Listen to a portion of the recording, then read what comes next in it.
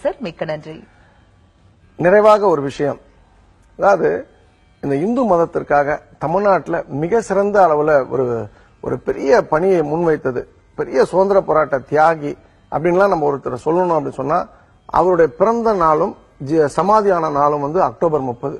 அவர் பசும்பொன் முத்துராமலிங்க தேவர் என்கின்ற தெய்வம். அவரை பார்த்தீங்கன்னா அவர் ஏதோ தேவன்றது ஏதோ கம்யூனிட்டிக்குள்ள அடைக்கிற முடியாது, அது மிகப்பெரிய தவறு. 34 கிராமங்களுக்கு ஒரு ஜமீன்தார். அந்த அத்தனை சொத்துக்களையும் தாழ்த்தப்பட்ட மக்களுக்காக கொடுத்தவர்.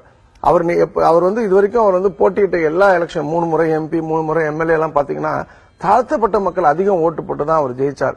நேதாஜி சுபாஷ் சந்திர போஸ் சொல்லும்போது அவங்க அம்மா கிட்ட இன்ட்ரோடியூஸ் பண்ணும்போது இது உன்னோட கடைசி மகன் அப்படின்னு சொன்னார். அவர் என்ன தேவரை பார்த்து சொன்னார்னா, நான் ஒரு வாட்டி பிறக்கணும் அப்படின்னா அடுத்த முறை தமிழனாக தேவர் அவதரித்த அந்த தமிழ்நாட்டில் பிறக்கணும் அப்படின்னு சொல்லி ஒரு விஷயத்த சொல்றார். அவரை ரொம்ப முக்கியமா நான் சொல்றதுக்கு காரணம் என்னன்னா, அவர் அளவுக்கு யாருமே இந்த தெய்வீகத்தையும் தேசியத்தையும் நேசித்தவங்க யாருமே கிடையாது. அவர் போன்ற ஆட்கள் அவரை போன்ற ஒரு பெரிய ஒரு சோல் இந்த தமிழ்நாட்டில் வாழ்ந்தது.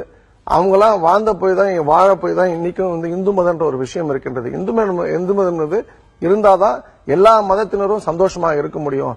அப்ப அந்த வகையில நம்ம ஏதாவது நல்லது பண்ணணும் இந்த பூமிக்கு அப்படின்னு நினைச்சோம்னா, அவர் வாழ்ந்து மறைந்த நாளான அக்டோபர் 30, அவர் பிறந்ததும் அக்டோபர் 30, சமாதியானதும் அக்டோபர் 30.